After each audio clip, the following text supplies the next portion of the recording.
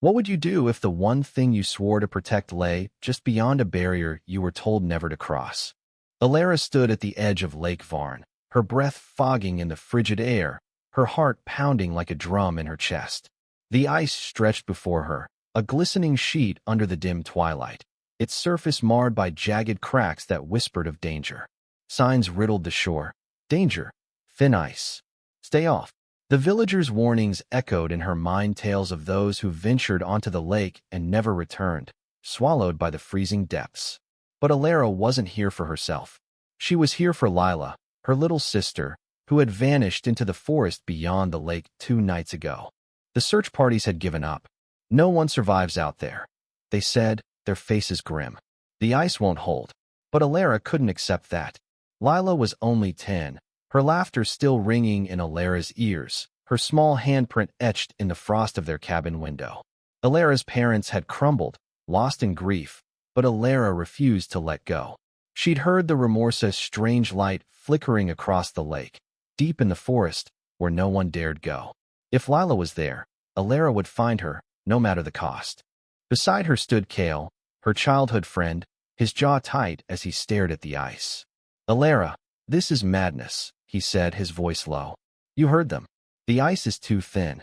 We'll die out there. And if we don't go, Lila dies, she snapped, her green eyes blazing. Are you with me or not? Kale hesitated, his gaze flickering to the warning signs, then back to her. He sighed, pulling his scarf tighter. I'm with you. Always.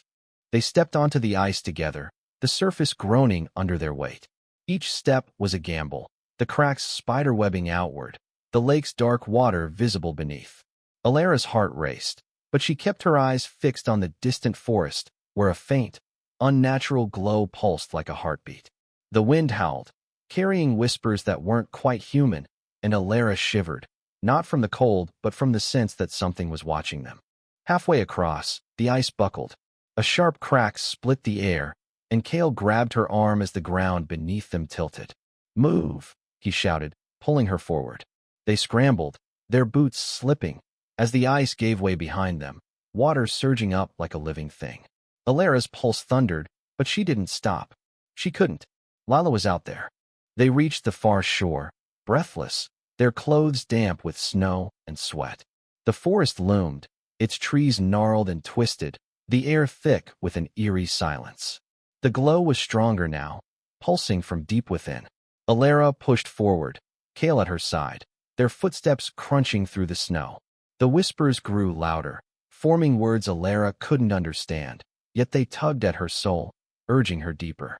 In a clearing, they found Ida's circle of stones, glowing with an otherworldly light.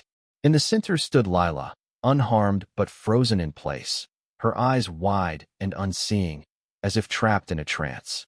Around her, shadowy figures flickered, their forms indistinct, their voices a low hum.